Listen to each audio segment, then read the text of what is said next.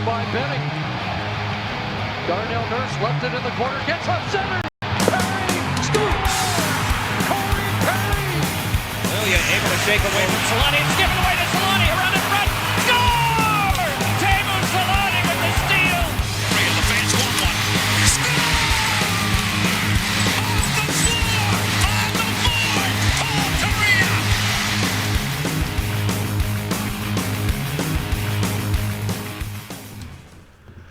All right, we're back with another episode of the Forever Mighty podcast, and it's after a win, a rare sight this year, boys. A win against the LA Kings, and are you sure you're pronouncing that right? How do you spell that? slightly shorter This than is a lot. fascinating to me. I mean, it hasn't happened too much this year, and I think this would probably be the first time we had like a convincing win too, right?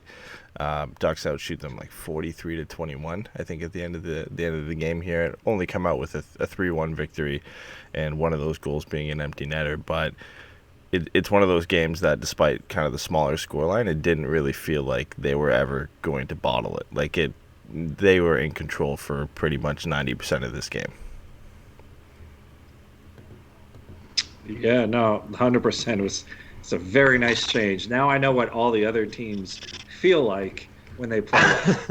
So that's a fun one to watch. And I felt bad for Peterson, but at the same time, I was like, that's what Gibby feels like, I guess, for the most part.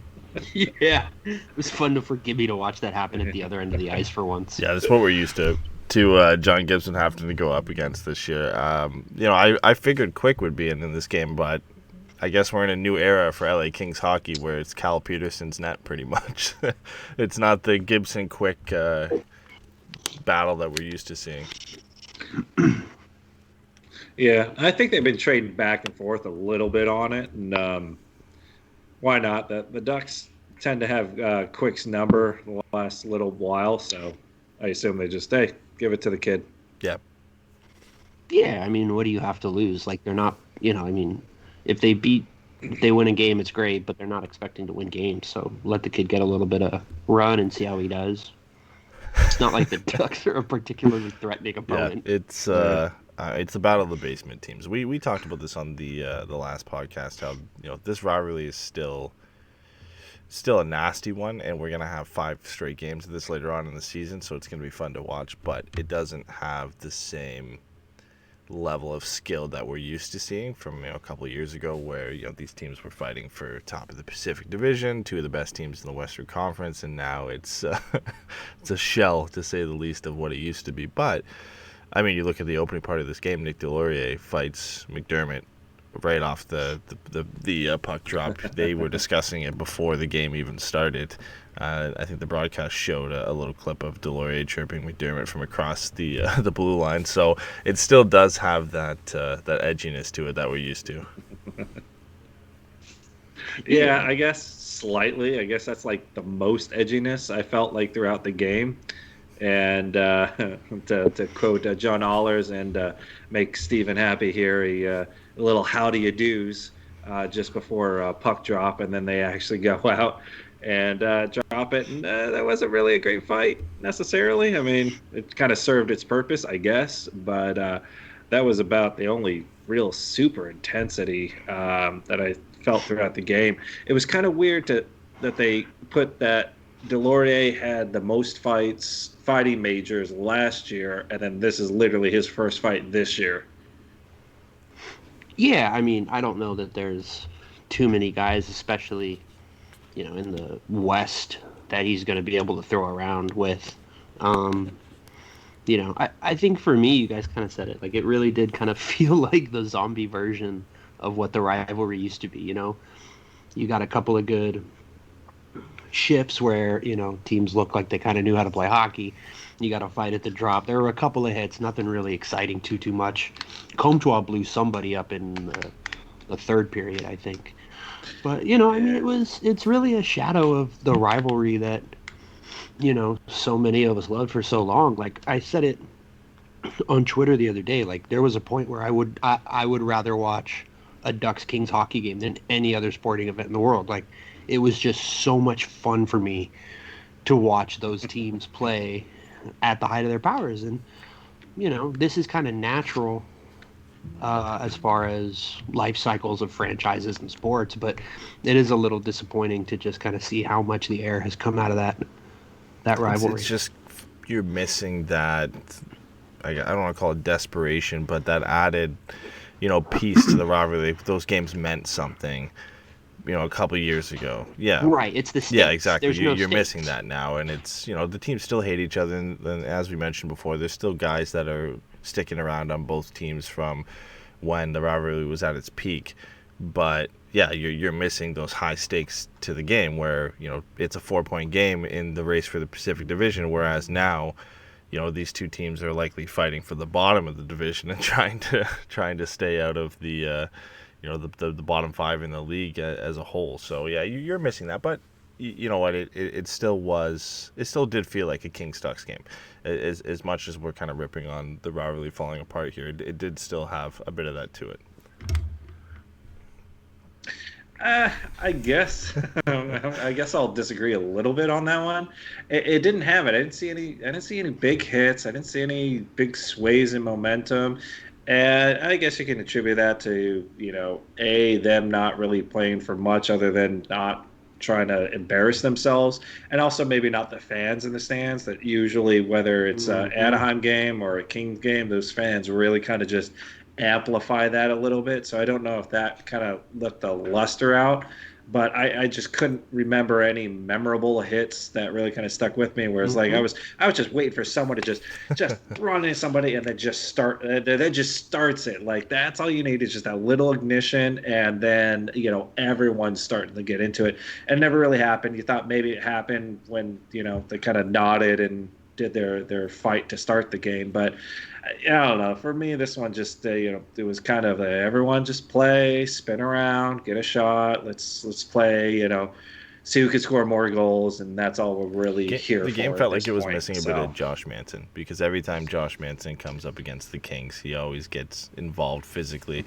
Where we haven't seen him do that on a regular basis, but for some reason, when the Kings come to town or the Ducks travel to LA, he always seems to be in it and mixing it up physically in those games. So missing him a little bit, where the Ducks are kind of missing those guys who are going to make those big hits and those big plays during a tough game like that. Yeah, I think DB kind of said it in the chat just now that I think is pretty perfect, which is the Ducks played. There was a level of professionalism about the way they played. They went through the game. They did the things they had to do. We'll get into it more as we kind of get through the breakdown, but it really just was one of those things where like the Ducks showed up and the Kings kind of didn't. I think part of that is that Kings roster was a little light. They're missing a couple of defensemen, and both teams are pretty bad. So, there's just, like we said, there's not a lot on the line right now. You could argue the lottery is more competitive for the two teams than the season is at this point. So yeah, we'll get into the breakdown here. You move into tonight's game and you see a couple lineup changes from the previous game. Obviously, the big talking point of the Ducks' last game was Adam Henrique was a healthy scratch. He draws back into this game, but instead of playing at second line center where we've seen him for the majority of this year, he ends up playing top line left wing with Ryan Getzlaf, which it's not unusual. We've seen him play there in the past. We saw him play there last year when he was struggling to get things going and chemistry wise and consistency wise on that line. And so we see him draw up there with Getzlaf. Max Jones gets scratched, and Isaac Lindstrom comes in and centers the third line with Maxime Comtois and Ricard Raquel. So a lot of lineup switches here, and obviously Sam Steele then moves up with Danton Heinen and Jakob Silfverberg, and they actually looked pretty good tonight. So really the only line that stayed the same was Backes, Deslauriers, and Rowney, and turns out that was probably the best line the Ducks had all night, where in terms of generating offense. And you talk about a throwback here, David Backes looked excellent. Yeah. I mean, from a production standpoint, that kind of ended up working out for them, getting that line together. But I liked the way the game played with Henrique out there, I thought this was probably the most I've noticed him all season. I thought he did really well. I thought Sam Steele did really well on the that new makeshift line as well. So everything kind of worked good, but once again, grain of salt. And like Steven said, we're playing the Kings, and we're playing a depleted Kings defense, and there's an easy way to look really good or really in sync. But at least they were skating. They were making plays. They were trying to get to the front of that. They were doing a lot of the little things. But I like the new lineup that was there. I thought that looked pretty good. Even Troy Terry looked good to me. So that's saying a lot. Yeah, I think you're right. I think I think moving Henrique to the wing had a lot of benefits. I think one of the things that stuck out to me is the lines all felt much more. They felt much better constructed. I think you kind of each line had that veteran that you can see kind of holding everybody up, maybe kind of driving play, making good passes or good choices here and there. And you're looking at Silverberg and Getzy and Raquel and Henrique as kind of guys who can provide that. That fourth line is the fourth line. We know what they're going to do. We know how it's going to go. But I think, moving Sam Steele between Heinen and Silverberg, I think that line played really well tonight. I think for me, that was the line that I was most impressed with. Just because it felt balanced. It felt like they were attacking. They had, they were putting their feet forward. So,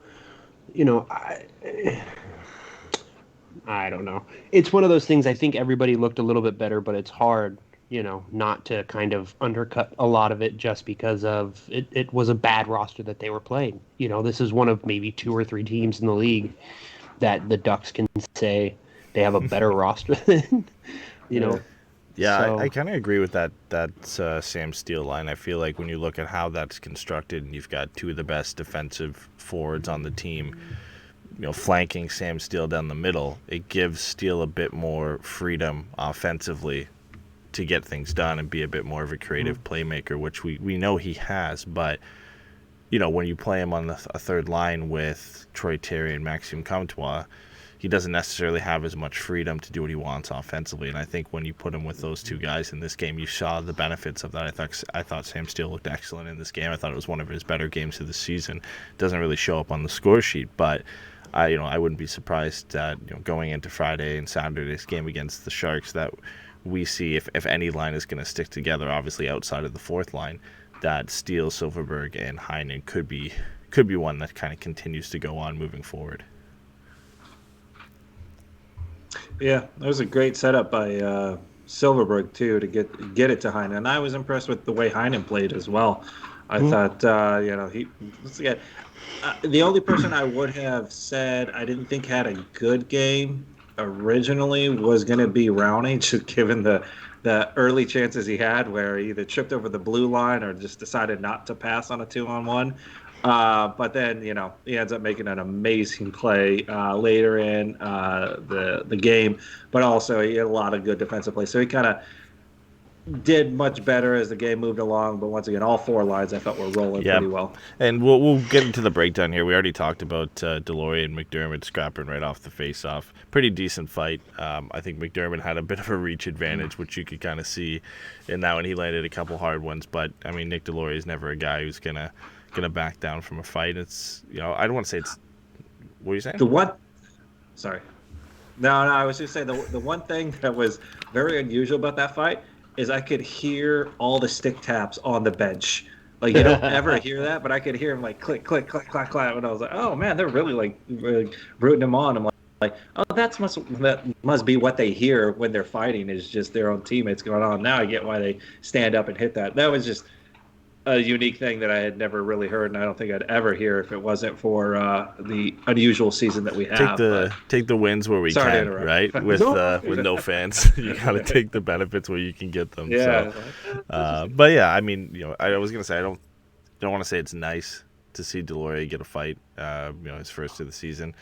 But it felt like it was kind of neat. I think who's the only guy who fought up to this point? I know Getzlaff fought, and I'm not sure if we had another one up to this point.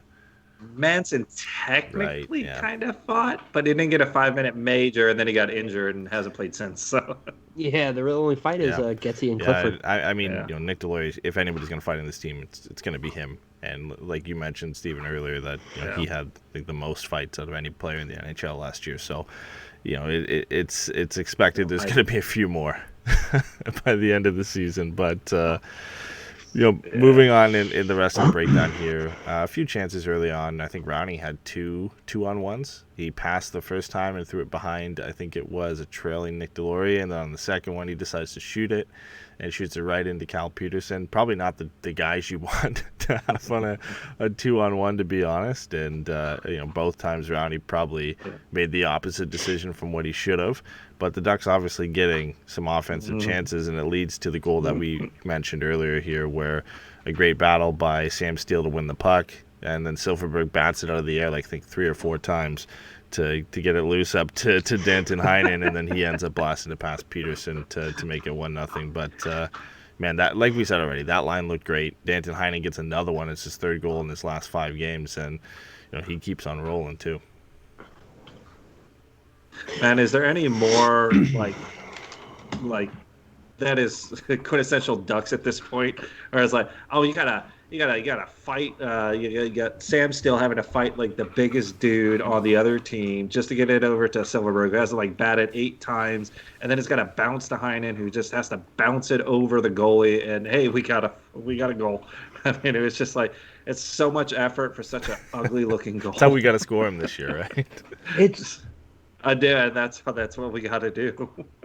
It's interesting, I think there was a play later in the period where Comtois just kind of kept the puck alive on his own, kind of falling down, getting up, down, getting up, and he was just keeping it live and really doing a lot of that net front stuff that you want a guy like Comtois to do, right? We've said it before, he's not necessarily going to be creating high level chances for himself based on his skating or his puck handling. He's going to, get shots off when it hits a stick, and he's going to drive to the net and try to get some of those greasy goals like that. I think the thing that was really interesting for me tonight is I never felt like, even when the Ducks were playing well and they had those nice extended runs of zone time, I don't think I ever felt like they were creating opportunities based on a high level of execution. It felt very much kind of efforty, like they were just a little bit better. They tried a little bit harder. And, it did make me a little nervous, to be honest. This is kind of really the first time where I started to wonder about Dallas Eakins, because if there was ever a night, that you could kind of see some form of a system, it would be against a team like the Kings. And, I didn't really feel like there was much of that. It was definitely the first time I was really a little nervous about Eakins as far as his system not just being effort. Yeah, and I'd agree with you, because I felt like that was kind of Carlisle's thing too, a little bit. Not to harp way back, but his whole thing was just like, oh well, our big players need to play bigger, and they we need to be more responsible, or we gotta outwork the other team. That's always the answer. And that was also kind of Boudreaux's thing as well. We just got to outwork the opponent, just outwork it. It's like, all right, well, show me what you got.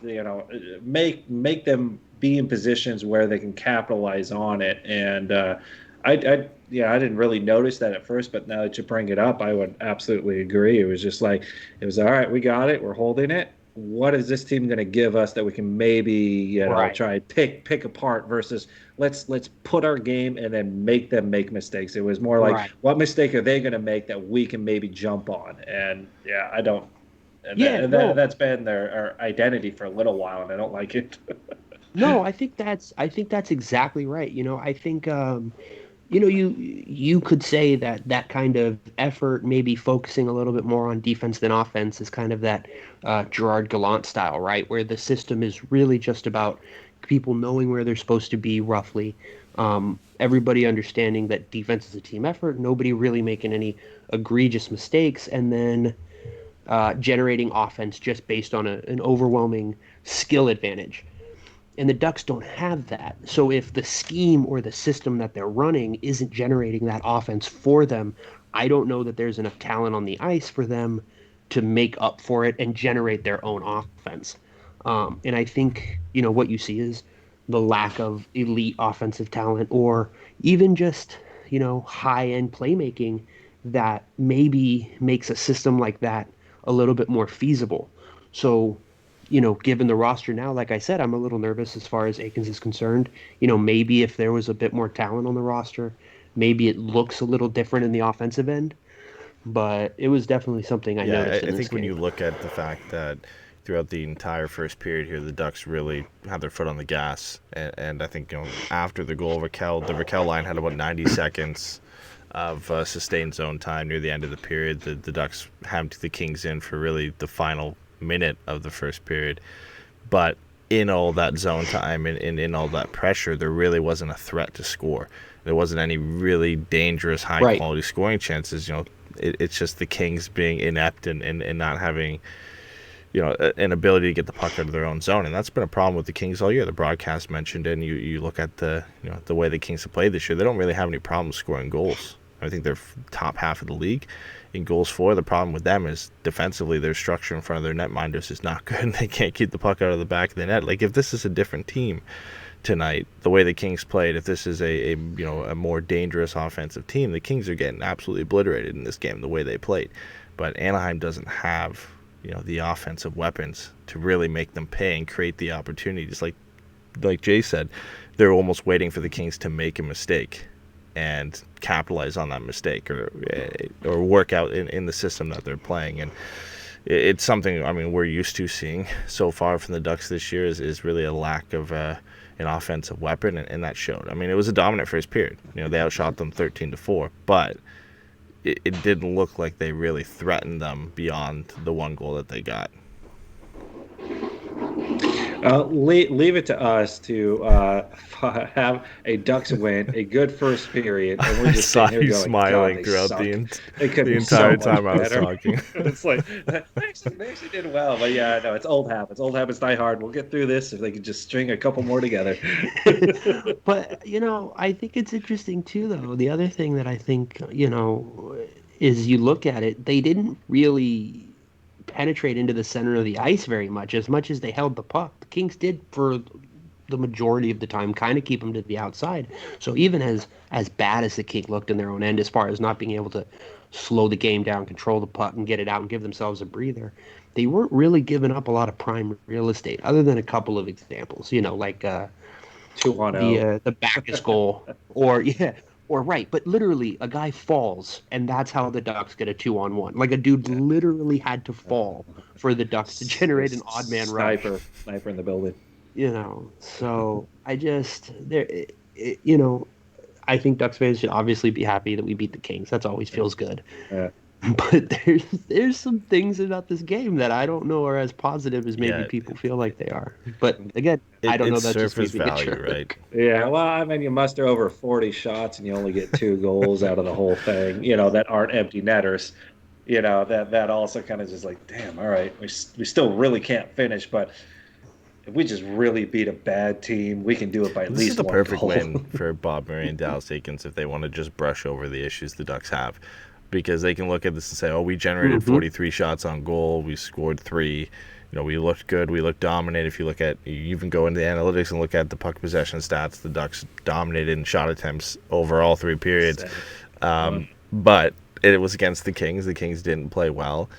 And the Ducks still didn't generate a ton of offense despite putting 43 shots on net. It was like, Dallas Aikens told them, and it was cliche again, but put pucks on net tonight.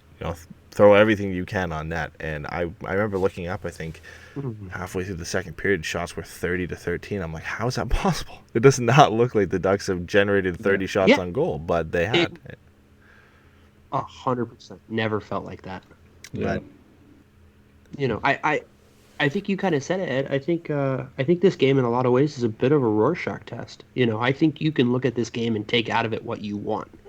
If, like you said, you're Aikens and you're Murray and maybe, you feel a little bit of heat on the back of your neck, you can look at it and go, look, tonight we saw what we're capable of, and now we can maybe do that more going forward now that we got a little bit of momentum and all that crap.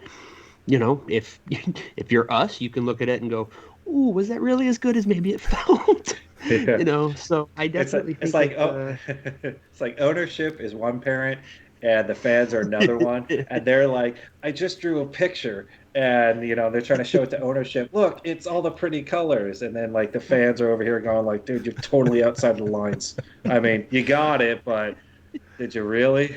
It speaks to how cynical we are as Ducks fans now that, like you said, Jay, we're coming off a win, and an impressive win in all things considered based on how the Ducks have played this year. And we're talking about how if this was any other team than LA, it would have been a different story. But we gotta push through the breakdown here, because the second period was probably the most action-packed period we had all game. As we already mentioned, David Backes got on the board early, 17 seconds into the second period. He looked pretty good this game. I was actually impressed with the way he played and the way he came out and competed tonight. The fourth line in general was really good, and Carter Rowney ends up throwing a nice backhand pass out to Backes to make it 2-0 at that point. And then Maxime Comtois almost pulls off the Michigan. I missed this. I didn't see this play in game, and I saw the highlight after. Dude. I think Felix Sicard ended up tweeting it out, and he got close. Like, I didn't see the close up on this, but it looks like he got the angle right and everything. And I'm not sure if he jammed it off the crossbar or if it hit, if it ends up hitting Peterson in the arm or whatnot. But yeah, that was the closest I've seen. Yeah, no, and I applaud that effort. I mean, just you don't see the Ducks do that, and especially if you all in the Ducks for a while. It's hey, you can kind of do things by the books. X passes to X, Y shoots, and we get a goal, and that's how it kind of works out. No one does any of these extra little things where everyone does a lacrosse or someone does a spinorama backhand. I mean, it just doesn't happen too often for the Ducks. To see, especially a young player willing to do it on this team, was good.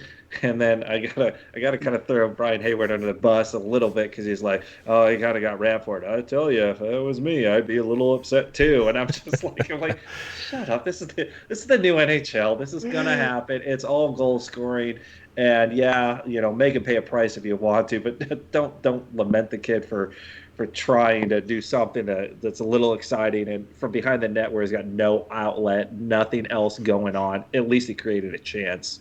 And some excitement for once. Heaven forbid.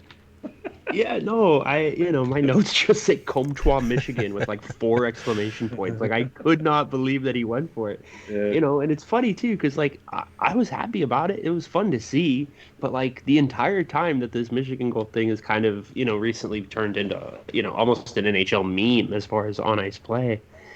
I have just been kind of waiting for someone to get slammed when they try it, because it's so disrespectful.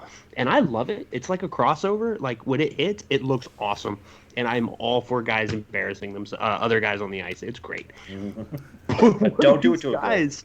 One of these guys is going to catch a stick in the teeth, man. Like, and, it's going to be really hard to not be like, well, you were kind of hot dogging and showing off. And that's the part of me that, is like secretly a 75-year-old man or whatever. But like, it's fun. And so, it was great to see. I think it shows a little bit of confidence and stuff like that. The buddy Mike Fukuda on Twitter made the joke, the Ducks scored 2 goals and now all of a sudden, they think it's an all-star game. So, but AHL All-Star game. Yeah. But that's the kind of thing I think for fans this year that is really enjoyable. And I think we can get into this later, but this is kind of highlights one of the things that maybe bringing up a player like Zegras gives you. It's just those flashes of creativity, those flashes of inspiration and fun that make watching the other 58 minutes of the game worth it. Common this move has become. It feels like almost every night this season we've seen somebody try it. Like, I think it was literally last night, Sidney Crosby one-upped everybody and tried it on his backhand, which he should have had that one too. He had it. He just didn't. Well, now it's kind of filtered into. Obviously Crosby's one of the most skilled players in the league, but he's not a guy I think you would say, oh, Crosby's going to try that, right? Like, it felt like it was almost reserved for the young upcoming kids in the league that were trying it, and obviously it started with Svechnikov when he nailed it twice last year, but now Sid's getting into the action and switching it up with the backhand, and yeah, it has become almost a meme of sorts in the NHL, where it just tried so often now. Like for so many years, if it happened once every 3 years and a guy missed, you'd be like, wow, I can't believe he tried that. And now, you know, it happens so often now. You're like, oh yeah, another guy attempted it. It would have been great if Comtois scored it, because despite how many people have tried it this year, nobody's nailed it yet. So it would have been nice if Comtois was the first one and got the Ducks on the board there. Ducks. Yeah, we have a highlight. One positive.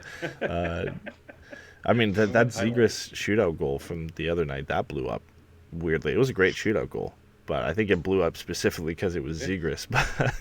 And the way he celebrated after, too, or lack of celebration.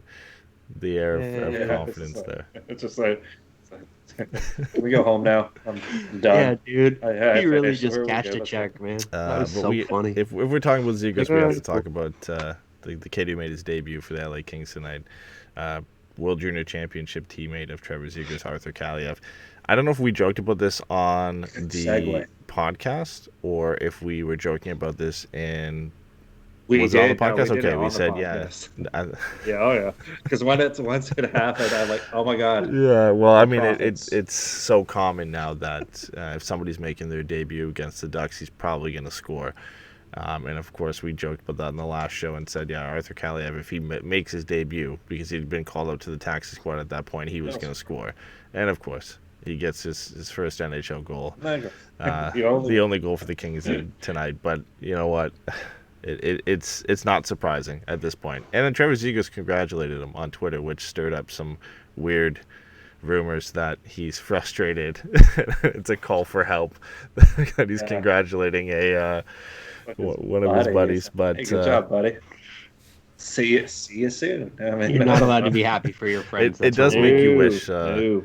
Trevor Zegras comes out, because you know when Arthur Kaliev, the first thing Ducks fans tweeted out after he scored wasn't like, oh, Arthur Kaliev scored. It was, oh, look, see, Arthur Kaliev can score. Why isn't Trevor Zegras up on the roster? So you knew that was coming, and I was part of that as well. But I think I stirred things up a little bit before the game, where I said, well, Arthur Kaliev's going to make his debut, and Trevor Zegras is still withering away in San Diego. So Yeah, withering away.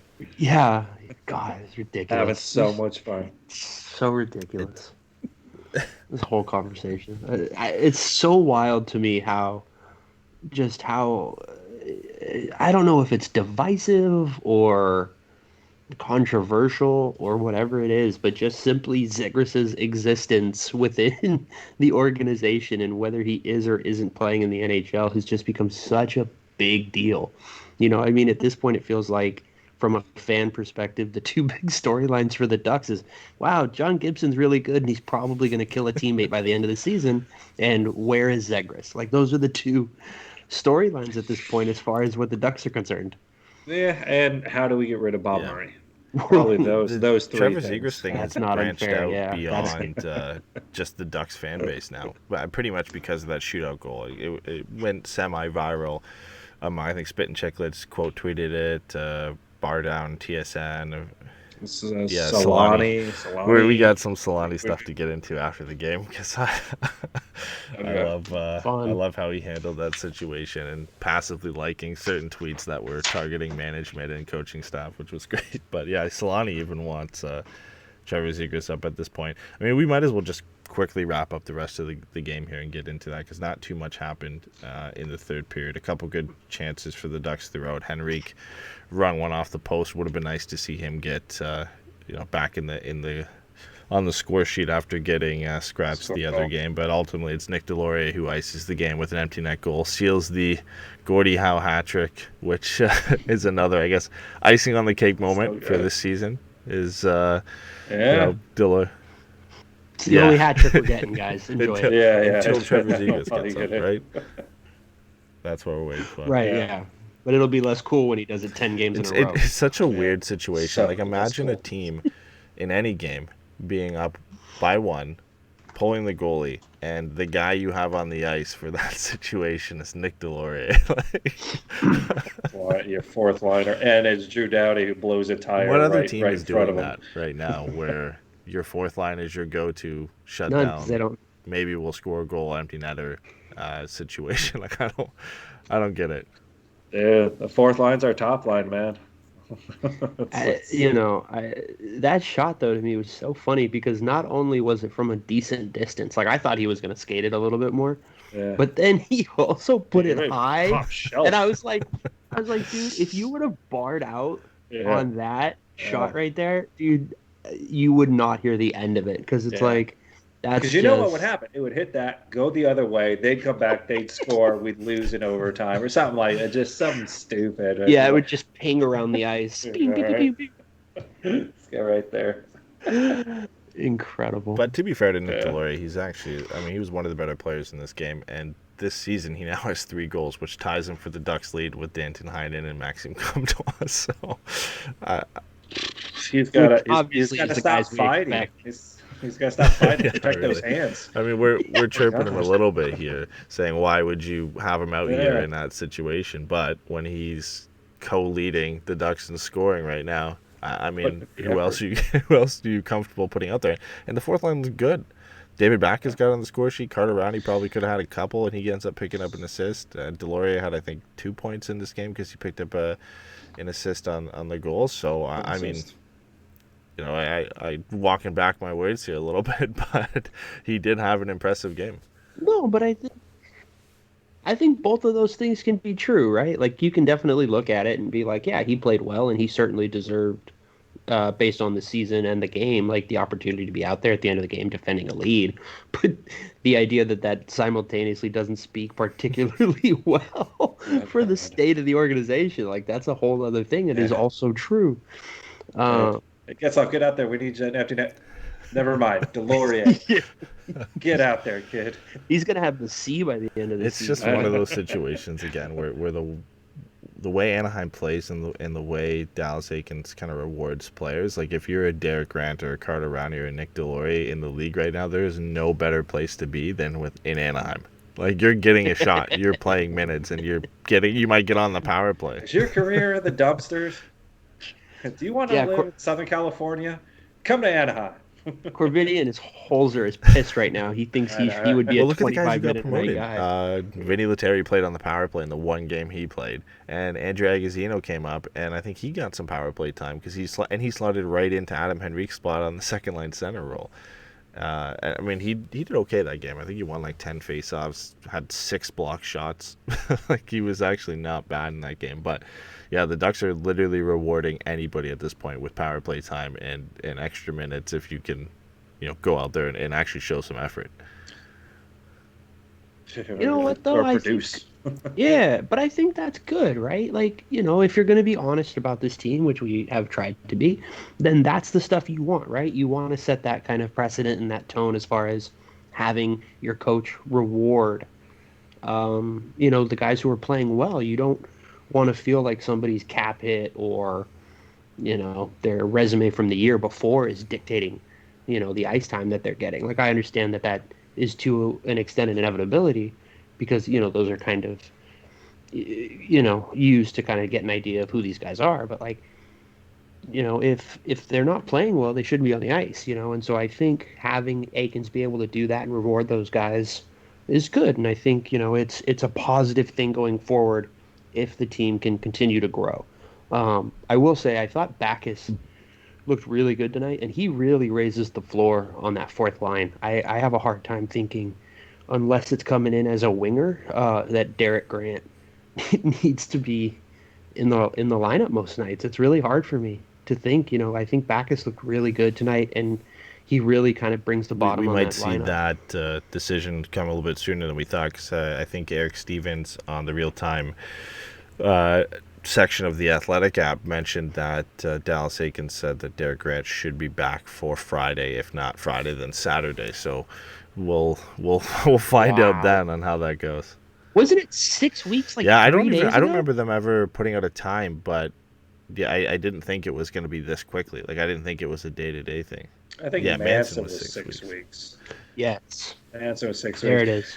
Yeah, but I think Lundstrom probably is the odd man out, maybe, even though I didn't think he had a bad game this game either. Third line center, Derek Grant. Yeah, he looked good. Like I said, everyone looked good. I can't really think of a bad one. But, yeah, I mean, you can plug in Derek Grant in many different roles. So, or you can kind of move things around. And I would think, it's going to be a little bit hard to try and take Backus out after the game he just had and how that fourth line looked. But he could easily plug Derek Grant into a third line role and have Lundstrom, go back to the AHL or taxi squad and hold him around or whatever you want to do. The one thing I with could him, see too is because I know David Backus is not going to play every game this year, and I doubt he's coming in to play back-to-backs. So if the Ducks wanted to hold off and play Derek Grant on Saturday instead of Friday, if he wasn't ready to go, it could be David Backus plays on the fourth line on Friday and Derek Grant slots right in on the fourth line for David Backus on Saturday.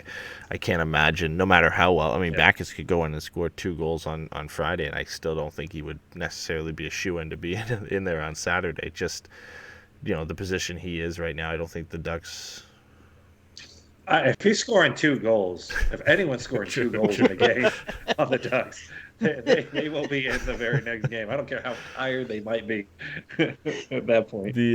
All right, we gotta get to this stuff because we already mentioned it. So Teemu Selanne, after Zegras scored the shootout goal, the shootout winner for San Diego, a lot of people were saying, okay, why is this guy not up in the NHL right now? And Teemu is subscribed to that theory as well. On his Instagram, he quoted the goals video of Trevor Zegras' goal and said, why this guy is not with the Ducks right now, ? He is ready. And Felix Sicard tweeted this out, I think, the night of, or yesterday night or a couple nights ago, and tagged Teemu in it, and some of the comments that came with this tweet were direct shots at Dallas Aikens and Bob Murray and a few others. And Teemu took to Twitter and liked a fair amount of these tweets that we'll get to in a bit because I got to pick them out here. But where do you guys stand at this point? I mean, Trevor Zegras, I think through 4 games in preseason, he has 6 assists. He's looked pretty good in all of them. In some of them, he's looked like the Gulls' best forward. A shootout winner is a shootout winner. It doesn't really do much for me in terms of saying if this guy's ready for the NHL or not. I mean, it was a great goal, and it was a nice move. Right. But we've talked about this pretty much, I think, every show. Where do you guys stand at this point? Do you think the Ducks have to bring him up? Do you think he's earned that call-up? Do you think they should wait? Yeah, I mean, we talked about on the last one that can... There's different viewpoints I would have on that same thing. Would I, as a fan and a lover of creativity, want Zegras on the Anaheim Ducks playing right now? Abso-freaking-lutely. Couldn't wait more. It's like the more I can get him on an NHL team, the better. The part of me that maybe has a little bit more reserve is just that him coming into this situation may not be the best just this season. I mean, we got a lot of change that's going to kind of happen, more likely with the GM, possibly the coach, an expansion draft. Why not start that first season with a fresh slate where there's maybe a little bit more excitement of what's going on versus coming into this situation where everyone, minus this game, look at the 2 games before this, that was just horrific hockey. And why would you try and bring that kid in there and then either say, listen, we need creativity, let's bring this guy in and hopefully it works out? I think it's far more likely he goes in and then a la the old Oilers, just you bring in another great talent and it just saps the energy out of it, and then that person doesn't necessarily get a chance to flourish. And it also burns off a year, if he plays enough, it burns off a year of his ELC. And why would you do that this year when you don't really have that much of an opportunity to make a big impact? I would say let him get those games, get all those great goals, maybe give him a shot here and there, let him play in and out, but I just would not let him play enough that he's going to burn that first year. Just hang on, everyone. He'll be here. It's not like he's never going to be here. Just give it a second, as much as you want him in. Where are you at, Ed? Before I go? At this point, yeah, I think it's no secret that I want him in. I don't think it's, throw him to the fire. If he plays bad, keep him up and play him no matter what. But I think at this point, like any argument saying, oh, if you throw him into this situation right now, it's going to ruin him. I don't think one game is going to ruin anybody. I think if you just give him the shot, I think he's earned it. I think he's clearly been the best player in San Diego, and obviously the Ducks are calling up guys and willing to plug and play. Vinny Lettieri and Andrew Agozzino into the lineup, and Isaac Lundstrom has come up a couple times now, and Troy Terry's been in and out of the lineup. Like they're they're making roster moves. I don't see at this point why you can't hand Trevor Zegras at least an NHL debut and see how he does. And maybe it is, on a back-to-back, and maybe it's Saturday against the Sharks, and you say it's a little bit easier of a game. You're going into the second game and it's tired legs, and Zegras is fresh, and maybe that's the best situation to put him in. But no matter what situation right now, I think at least handing him a debut is not going to hurt him. And, if he does bad, so be it. Send him back down, let him play in San Diego for a bit when the season starts in a couple days here, and then reassess how well he's doing down there and make another decision later down the line if you want to call him up. But, I think you're running out of some time here where, you had some freedom with the preseason games to at least give him a shot and hand him that debut before the AHL season starts. Now with it starting and the schedule kind of conflicting, it's going to be a little bit harder to call him up without him missing some games down there. So if they don't do it soon, I don't know how long we're going to have to wait for it. Yeah, I think, I think I'm kind of torn on it, to be honest, for a bunch of different reasons. I do think there's something to be said for you don't necessarily want to throw a kid into a situation that's just kind of a dumpster fire, if for no other reason than just, I don't want to say it's going to, ruin the kid's career or whatever, but, you don't want to be, 19 or 20 years old, excited to, finally make the league, and all of a sudden you walk into a room and it's a bunch of dudes who are, 27 and they're just depressed because they haven't won in 3 weeks. You know what I mean? I think there's something to that. On the other hand, I do think almost that there not really being stakes on a nightly basis is almost as good a reason to play him as to not, because he can just go out and learn, and he's not going to be the reason that even if the Ducks lose a game that they're not in the playoffs. You know what I mean? This team isn't going anywhere. So if you bring him up and, you let him kind of stretch his wings and see what he can do, I think that's got some merit. I think at this point he's at least earned, like you said, Eddie, I think he's earned a debut. I think this weekend would be a good shot. Saturday actually is a great idea to me. You give him a little bit of, what do you call it? You give him a little bit of, oh my God, my brain just completely shut off. A little bit of a stage, you know what I mean? It gets a little exciting, right? He comes in on a back-to-back, and it's a Saturday and it's a weekend. You might have a little bit more eyes on it, things like that. So, I do worry about some of the more traditional culture and emotional toll kind of stuff, but I also do think that it's really hard to watch him play and not think that he's earned an opportunity to try to make a difference. As much as we said we don't want to use the shootout as justification to hand him a Hart Trophy, I do think you can look at his body language and just see how supremely confident he is in that moment and take that as a positive, right? I don't think whether he made or missed it is one thing, but I just think the way that he approached the situation to me is real positive. The one thing I don't buy into that necessarily with the losing thing and bringing him into an environment where everybody's depressed and everybody, and I don't want to say other teams are doing it right, because maybe they're not, but you look at the Rangers are bottom of their division. They've played Lafreniere 9 games this year. He scored 1 goal. And as we all know, that's going very well for them. There is no problem in that locker room. Pat should have made that New York, New Jersey bet with you this year. I would.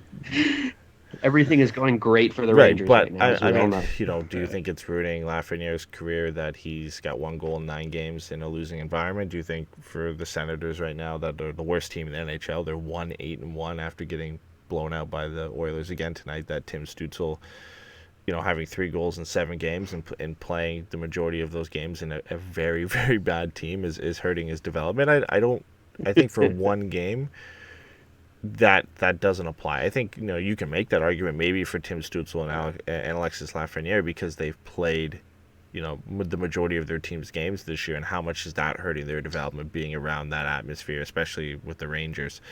But for Zegras, I think you bring him into 1 game on a back-to-back. I don't think the locker room is that toxic that the kid's going to go back down to San Diego and just be like, man, that was brutal.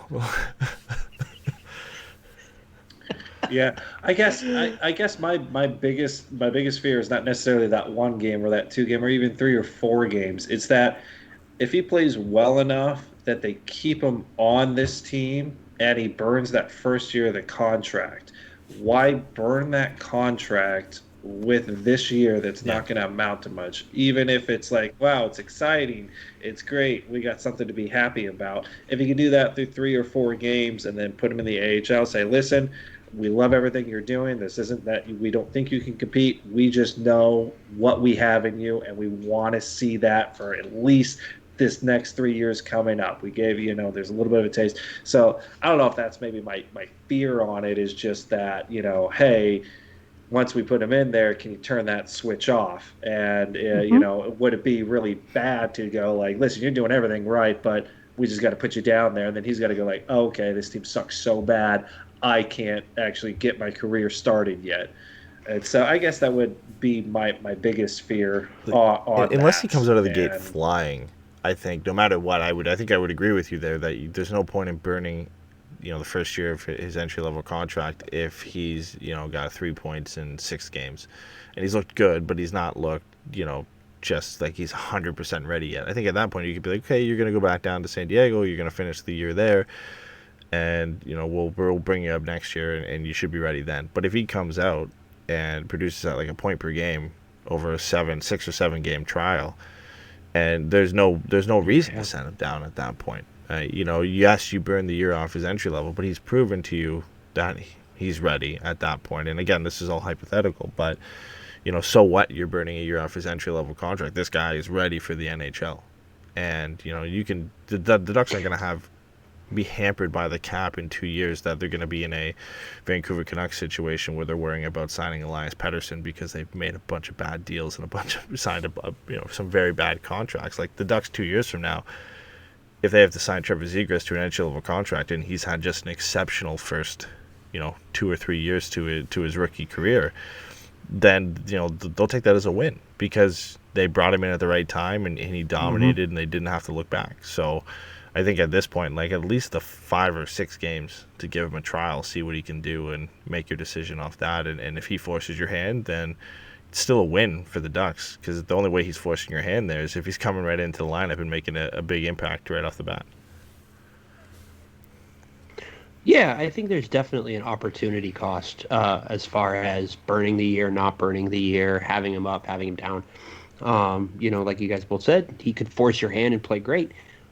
But look, if the truth of it is if in 2 years we're signing him to a $7 million contract a year, then everything went right. You know what I mean? And that's, you'd rather just have him in that contract than not. You know what? I don't know if that makes sense, but I do think there is something to giving him the rest of this year if he proves that he's capable, right? If he's actually ready to stick around.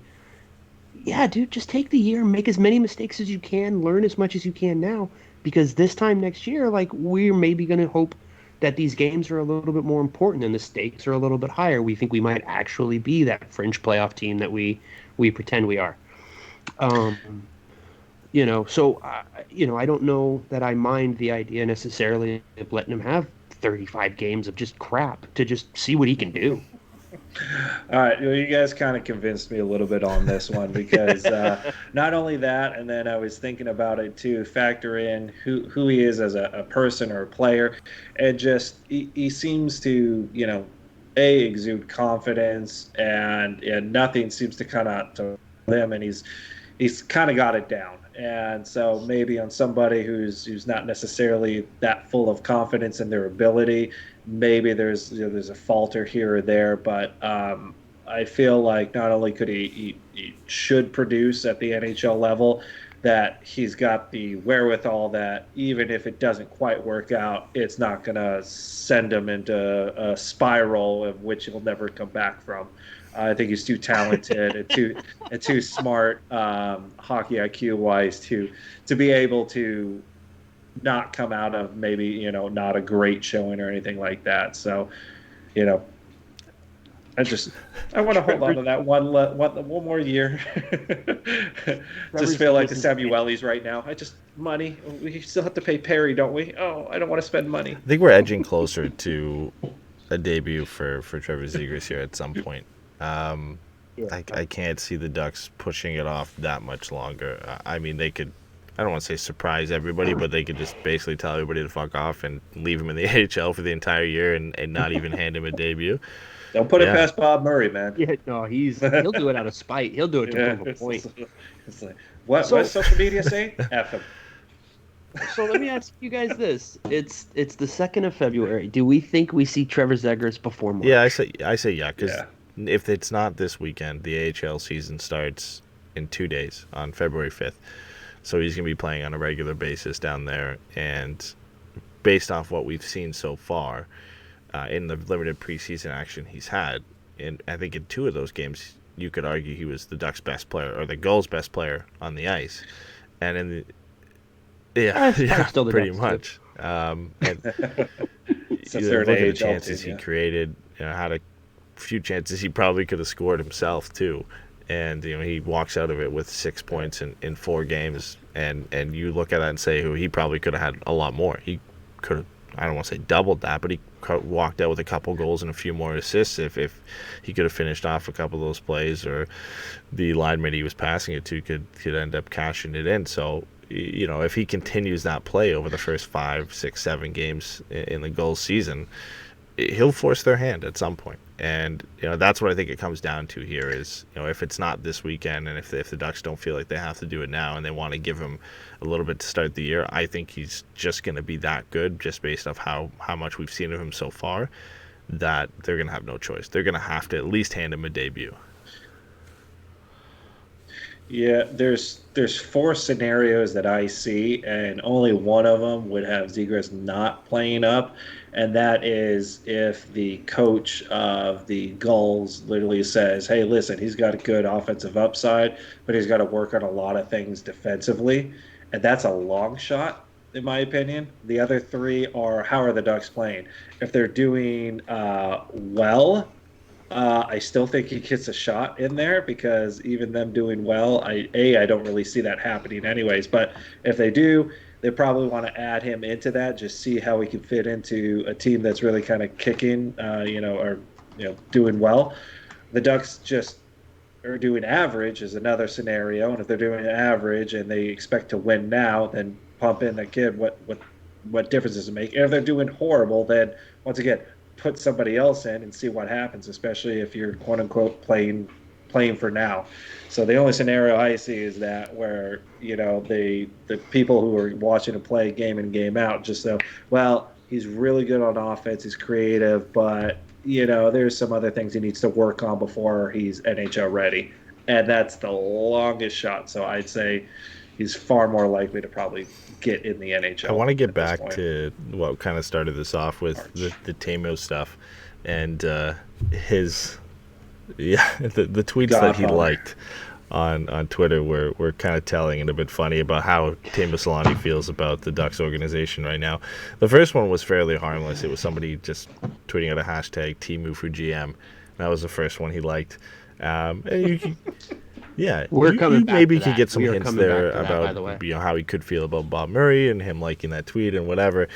He then proceeded to like a tweet that says, Dallas wants you to chop wood and carry water in the A for a few years.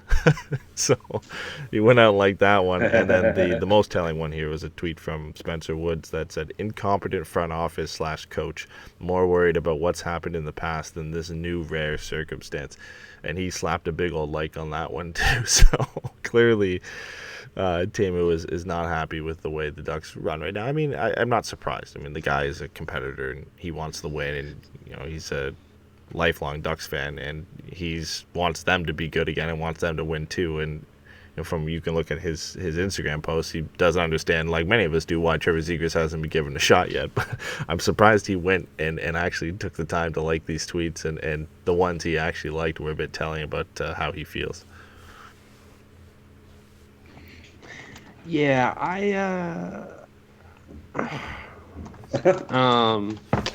Too many words. I'm just not. I don't know that I want to read into those likes as inherently, damning the front office or the organization. Like I think Teemu has an ego, and I think what he sees is a bunch of people, that agree with him about a young, exciting player. And so I think he's, slamming the likes because he's getting that positive feedback. I'm not 100% convinced, that those things should be taken as him saying that the team is doing a bad job. I definitely understand, watching the product on the ice right now and having the conversation we're having about, like, dude, he's ready. Like, why isn't he up here? I'm not going to tell Teemu he's wrong about offensive talent and how it translates. But, I don't think that is an inherent indictment of Bob Murray, And I did want to get to something you said about Teemu for GM. When Jarmo Kekalainen got his job in Columbus, there was a conversation with Teemu where somebody told Teemu, wow, I really thought you would be the first Finnish GM. And Teemu said, me too. And that just kind of always sits in the back of my head for no reason. And then today was the first time I actually thought about the idea of us going just full Edmonton Oilers and making Teemu the GM. And I am terrified. I am so scared of that. What if Paul Correa is the assistant? Man, it just scares the crap out of me. Like, you got Luke Robitaille, Rob Blake over. Oh wait, the Kings aren't good. No, but here's the thing, right? That's exactly right. Rob Blake done a great job. Luke Robitaille, he runs the money, so I don't think that's relevant. Yeah. Sakic has done a great job. Yzerman has done a great job, but we've seen, Wayne Gretzky do a terrible job. For as many good ones, there's about three times just as the amount of bad ones. Yeah, and so I would just be a little anxious. I think at one point Teemu was the GM for the Finnish national team, and they were pretty competitive under him. So, maybe that's a positive. He's got a drive for it, at least. Yeah, and again, like I said, I don't want to tell Teemu that he can't recognize talent. Well, he was going to listen to you and then quit.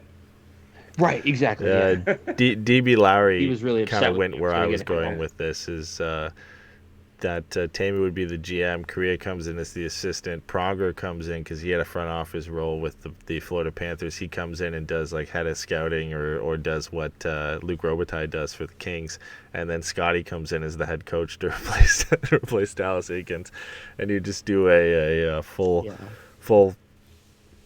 And then sorry, and then just to add on to that, and then we add a substantial financial donation to the charity of George Paris's choice. Yeah, but it's just Pronger had so much fun in Florida that he left to start a vacation agency. So I'm not 100% sure that he's really excited to run back into the arms of a terrible franchise. But it's terrible. You know what's crazy? Like I was watching the game and they're like, "Oh, Elias Anderson," and I was like, "Oh my god!" Like I have said this 100 times and I always feel stupid, but like I genuinely hate how much I think they have done a great job over in LA. They've really done a good job of walking their way through this rebuild and taking a chance on it. And at the CU, you can say that the Gabrick thing exploded in their face, and that's fine. Who's Kovalchuk? That one exploded in their face, and that's fine. You know what I mean? You got to give those things a little bit of shot if you think, maybe Brown, Carter, Kopi have a couple of years or have like another year or two in them. Like maybe you take that chance, but like they have very quickly pivoted away from that. They moved on from Muzzin, they moved on from Toffoli, they moved on from Pearson. Yeah, Toffoli sucks. Was he lead the league in the NHL in goals? Yeah. He's gonna be in the Hall of Fame tomorrow. From his time in Montreal Hall of Fame. He just needs one good season, and they'll talk about how great he is. They're gonna retire. If he was French Canadian, he'd already have his jersey retired by now. But they do have a guy on their team named Mikey. And that really annoyed me the whole game. Mikey Anderson? Mikey. And like, dude, just call him Mike or Michael. It's the same with some respect. There's a prospect for the upcoming draft. His name's Matt Beniers, but he goes by Matty Beniers. It's the same thing. It's just, jeez. Well, it's like Mikey just kept throwing me off every time I heard it. My favorite Finnish player. That Lambert? Brad Chris Lambert, Lambert or Ed Lambert or whatever. Brad Lambert. He's a Finnish kid named Brad Lambert. I'm just like, no, he's not. Brad Lambert is an accountant. You know what I mean? Like, he's one of those unique cases help where with your legal woes. He's not gonna be putting him. Yeah, I think his family was born in Saskatchewan, but he his dad played hockey and grew up in Finland, and then he was born in Finland, so then he just just kept it. But yeah, it's one of those weird ones. It's like Arthur Kaliyev for the Kings. You look at him, you look at his name, 100% Russian, but he's American. And if you listen to him, he doesn't sound Russian. Like, he grew up, I think, in Michigan. Like, he's full on. Right. Well, isn't Gostisbehere from like Florida? Ghost Bear. Ridiculous. It's always the weird ones. Just the Hey, Yussi, who's your friend? Brad. This is Miro, this is Saku, this is Teemu, this is Yussi, and this is Brad. I can't wait till Brad. he's on the Finnish national team. We had Classic to invite him over. Classic Brad. The Finnish national team with Toivu Teravainen, Sebastian Aho, Alexander Barkov, and Brad Lambert. Brad Lambert. Finnish One of MVP. these things is not. He's going to like end up the on the other. Ducks in 2022 now, watch. I know, right? Now he'll score his first goal against the Ducks. Dude, Brad Lambert is a donkey that they painted with white and black, and he's just standing in the middle of the zoo. Oh my god! No, it's a zebra, I swear. All right, let's get into the fan questions here because we're running near the end of the show. We had a few of them. We covered a bit of these, and two of them are kind of the same, referring to Trevor Zegras, but we'll kind of give our quick predictions here. So Duck Enthusiast on Twitter said, when do you think Trevor Zegras will be ready? So I think he's ready now, and I think most of us do. So let's switch that question to when do you think he makes his debut this year? Sometime In February? Yeah, I have a hard time thinking we get to March and he hasn't. I wanted to take March just to disagree with you two, so that way when I'm right, I get to feel good about it. But I'm with you guys. I think we see him by month end. I think it has to be by the end of February. If you don't see him by the end of February, I don't see how he gets in this lineup at all this year, unless it's near the end of the season, which the Ducks have done at times, where you get to the final 4 or 5 games of the year and they just start throwing guys in, giving them their debuts and letting them run out for a couple games. So if it's not February, I think that's when we could see it, like the final few games of the season, if the Ducks are out of it by that point or in a playoff spot, who knows. But I think it's probably likely the former rather than the latter. So when they're out of it completely in a few games left in the season that don't really mean anything, that could be when they throw in The only other scenario. But I would say, I think all of us agree here, hopefully and likely by the end of February. Gordon Bombay said, do you think Getzlaf gets 1,000 points this season? Just under that. What is I he say at? 960. Is that what he's at, 965 right now? Oh, sorry. I thought he meant to get 1,000 in No. this season. Yeah, that's it what was I a thought ridiculous first, but I question. think then I remembered he's fairly close, isn't he? He's at 970 points. Does he get 1,000 Broke points past this it. season? All right, Sorry. he's. I don't know how to. I'll give more Yeah, where context. is he He's at? at 970 points, and the Ducks have 45 more games to play this year. So you Yeah. have to get 30 points in 45 games. It's not impossible for him to do that. He'll be close. I Nah. don't know that he gets 30 points in 100. He's got games, man. 5 I and just- 11 right now, Yeah. so he is like kind of on pace. I would say no. I would say he gets close, but I don't think he quite hits 30 points. Yeah, I think he cracks 90. I think he's got a chance to put up 20 points, but I got a hard time I think thinking he gets 30 he this pulls year. within like 6 It'll be or next 7. season. Like he finishes around like 993, 994, and just comes up short, and then he'll get it next year. So I think it'd be better if he got it next year too. Wouldn't we all rather be there or have fans in the building when he hits 1,000 points rather than it be this year where we're all celebrating it at home instead? Like I think Getzlaf deserves to have the fans there for when he hits 1,000 points. I mean, if we can have fans next year, we don't know, but I would rather see him hit it with fans in the building. I think that'd be better. That'd be a better atmosphere for that. Yeah, we keep losing Steven. Sorry, something Is your happened. flying car just starting and taking off? Yeah, exactly. Yeah. All right, we got a couple more Yeah. here. Dave said, who is the odd man out of the lineup when/if Manson returns? So I had a thought about this. Are we 100% sure it's not Shattenkirk? Yeah, I think. I mean, on Yeah. a long term basis, yeah, 100%. They just spent a lot of money to bring him in. There's no way they're gonna bench him. I I understand that, but I have a very hard time thinking that he should be a lock for that top pair given Yeah. how he's played. That's fine, but once again, I don't think Manson and Lindholm have been good for a while, and I don't think that they'd insert him for that, and I don't think they'd put Shattenkirk on a third line. He's not a third line guy. I think it's far more likely he comes in, Hakanpää stays, and you get rid of either your whoever the right-handed guy is for Larson and Hutton, because I would argue that Hutton has not been impressive, and Larson's been kind of there, I guess, a little bit. So, I mean, it's far more likely you take one of them out and put Manson in, and that's an upgrade. If you sit Shattenkirk, you put in Manson, I don't think it's much of an upgrade, if any. Well, they both seem to have about the same amount of offensive talent, and I think one of them knows how to play It's funny defense. because after the first two games, Shattenkirk looked pretty good after the first two games, and we're like, oh, okay, you know what, Shattenkirk Lindholm is a thing. And then, man, like this last stretch has been bad for everybody. To be fair, The wheels fell off the wagon. It's been bad for everybody, but I didn't think he was all that bad this game. He had a couple of times where I saw play where he was holding it in. He was, he's not leading necessarily the play, but he was brought in not only to kind of be that veteran presence, and I hate that cliche too, but also that he was supposed to quarterback a power play. And I'm not even sure he's been playing on the power play the last couple of games. And so, I mean, there's that, but what are you going to do? You can put Manson in and make him power play that. You know who scored a power play goal for the goals the other day? Power play? Jamie Drysdale. Oh, yeah. We should just throw him in too. Where's my boy?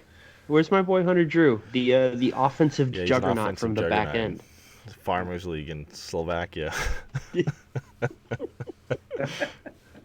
have a Farmers League? Hunter Drew is a farmers-only legend. All right, last question here from Sam Bennett on Twitter. He said, last show you talked about the... The Sam you know Bennett? what? I would say... He follows us? No. No, okay. Sam, if you're listening, I'm sorry that I made fun of you for being 23 for 10 years in a row now. Yeah. And I love your mustache. You're supposed to make fun of him That's for what I was gonna say not doing a about his pull-up at the mustache. combine. that A one? long time ago. All right, so what is Sam All Bennett right. from the He said, Calgary Flames? last show we talked about the Ducks probably not getting rid of Bob Murray before the expansion draft.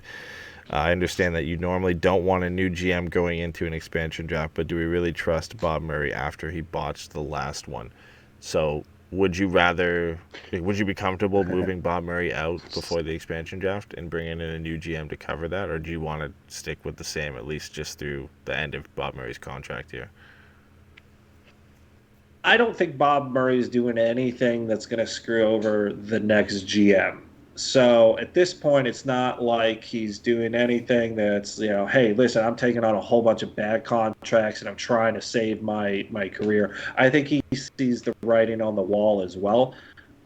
Bringing in a new GM outside of the organization is you're bringing, A, who's it going to be, and B, what are they going to do? What are they looking at, and how are they going to do the expansion draft? Yeah, Bob Murray screwed up the last one. A lot of GMs kind of did.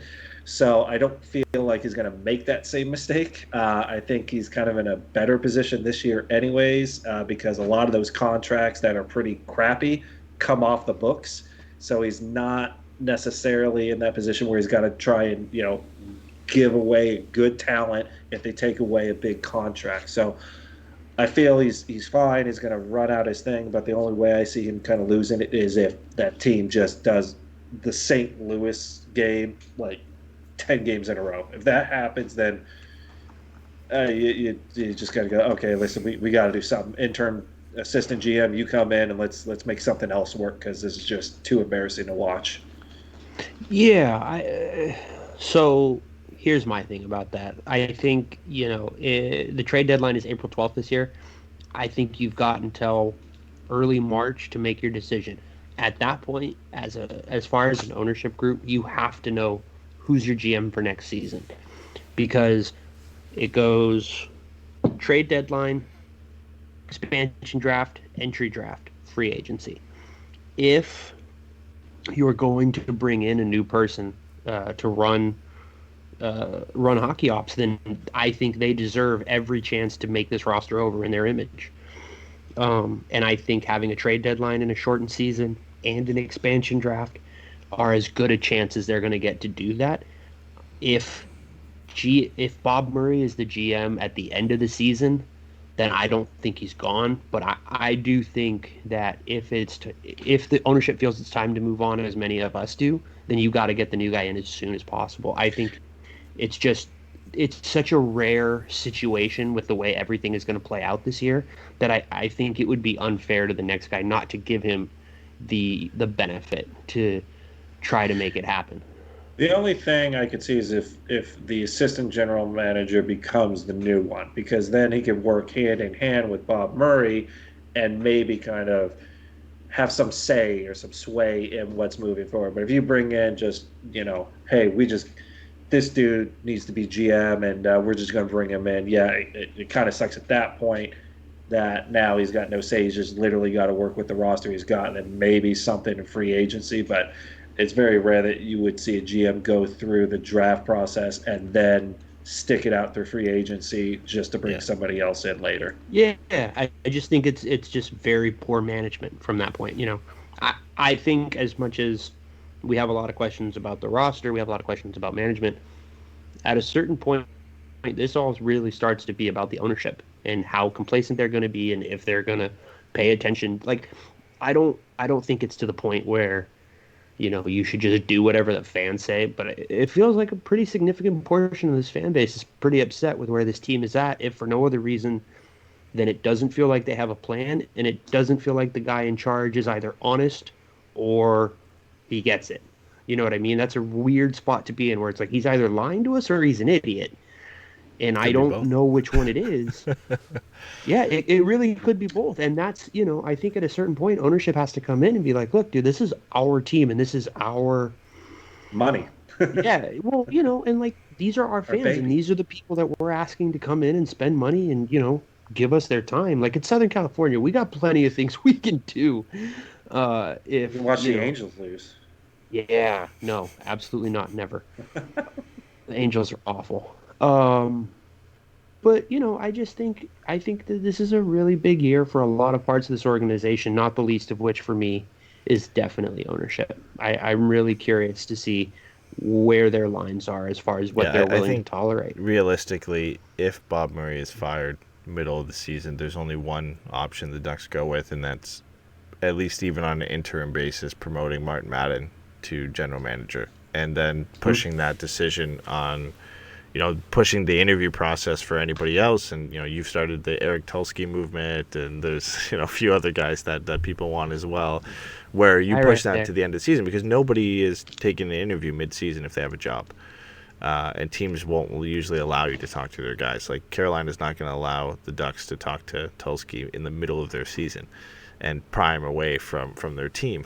Where, so it's the same with a coaching decision in the middle of the season. If a coach is fired, generally it's an interim coach who takes over to the end of the year when they can formally have an interview process, reach out to the guys they want to reach out to, maybe more guys become available. So, if Bob Murray gets fired, I think there is only one option for them, which makes it a bit more realistic at that point that, if ownership did really get fed up and wanted to make a big change, I don't think they're in a position where they want to move on from Dallas Eakins yet.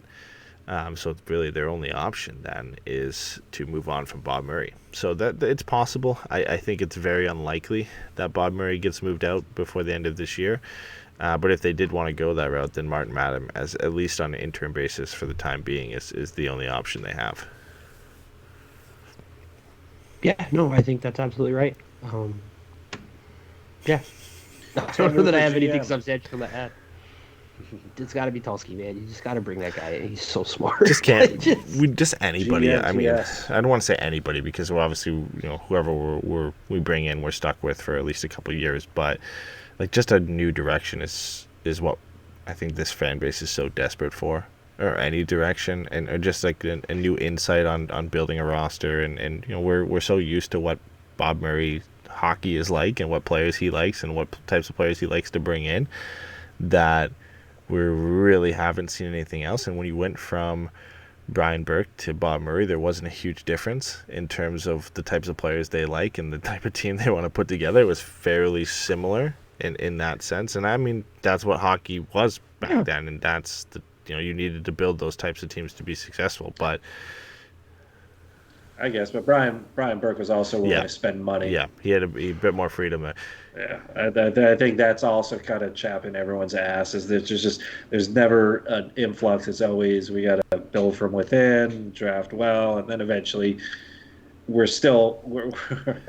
at the end here. We have almost nothing to kind of fill that in. They were similar, so but Brian Burke was willing to make the big move to hopefully push them over the top, and he did them. And there was a few that he tried and he missed out on. I mean, we talked a long time ago when the Keith Tkachuk thing, when he tried to bring Keith Tkachuk to Anaheim, right? Like, and there were big moves he pulled off. I mean, look at the moves he pulled off, getting Chris Pronger and getting Scotty in free agency, and those are moves that Bob Murray wouldn't pull off. And the Kessler move was a big move, and to be fair, there are big moves he's pulled off, but there's been so many that the Ducks have missed out on. Like, you think of when they were supremely competitive and a team that was really competing for the Stanley Cup, and we'd go into every trade deadline and there'd be big names available and the Ducks would be linked with it.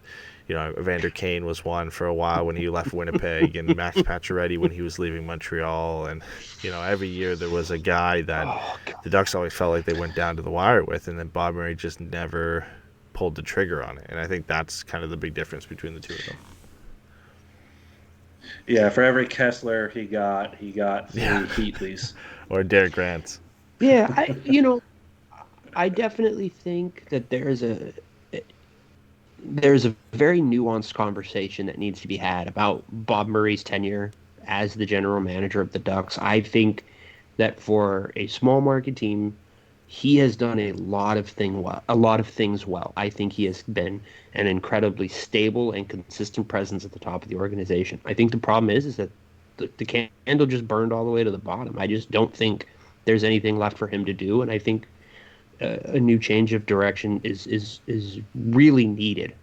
But I do think we should be, and again, it's one of those things that'll get easier the farther away from it we get. But I do think there is definitely a lot to be said for his tenure, and I do think Ducks fans will be grateful when they look back on the consistent run of high-level regular season play that Anaheim achieved under Bob Murray. But I do think, obviously the trade thing is a huge thing. I mean, you don't even have to look at his time in Anaheim to see Brian Burke. He traded for Phil Kessel. He traded for the Sedins. He traded for Dougie Hamilton. He's in these kinds of conversations all the time. And that's the thing that maybe Bob Murray is, and he just doesn't want to pay up. But that's just as useful as not being in the conversation. Yeah, so. I mean, we see it all too often, where the Ducks just get far in these discussions, and obviously the Pierre-Luc Dubois stuff was the new one. And you know what? Like, we sit here and say Brian Burke was willing to pull off the big moves. Obviously, not everyone worked out.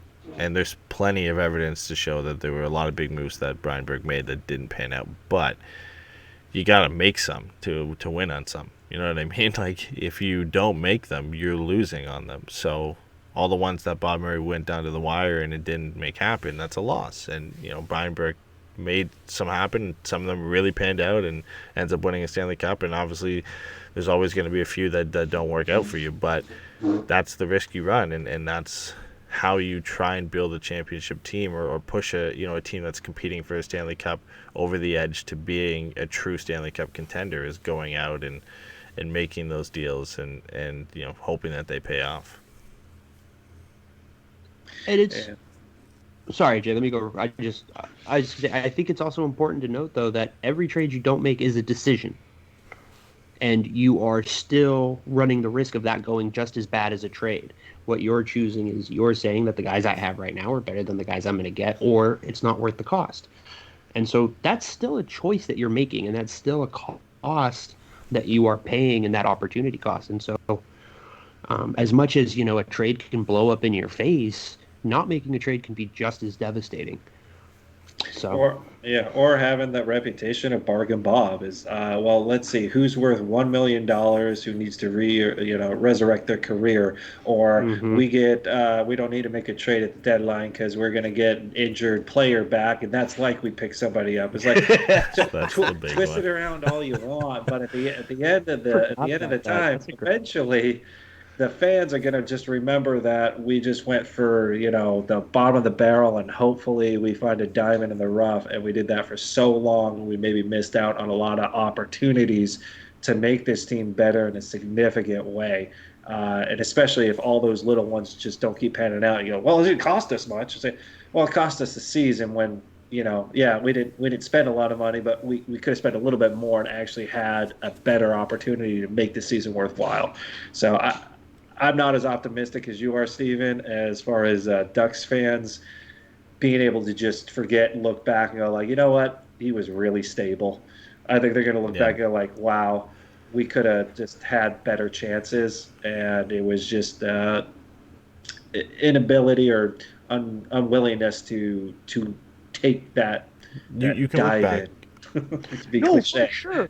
I just think the totality of his tenure is something that should be looked at with a level of positivity. You know what I mean? He didn't take a Stanley Cup team and run it into the ground. So no, and I'm with you, and I think we're kind of all on the same page. We were, a little bit spoiled in how successful we got to be season in, season out, and I would say just maybe not to talk down, but just maybe the casual fan doesn't see those intricacies and just sees, well, why are we getting this guy? Or why are we getting that guy? This guy is a horrible GM, that sort of deal. So You look at it objectively, the Ducks were an extremely successful team over a long period of time, and we're constantly and consistently making the playoffs. But when you kind of dig into a bit deeper and you look at, the fact they had the opportunity almost every year that they had made it, that they made it far to the Western Conference Finals or to the second round, that maybe that extra piece is what pushes you over the edge, and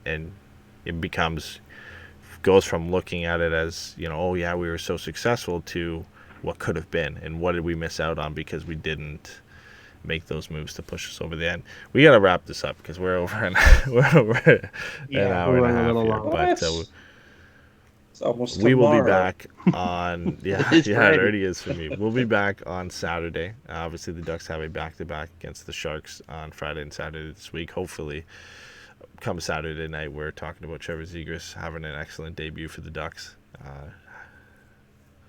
Did they get I thought they rescheduled one. Am I thinking of a different one? That's the 13th game. The February 13th. So they're all good for this weekend.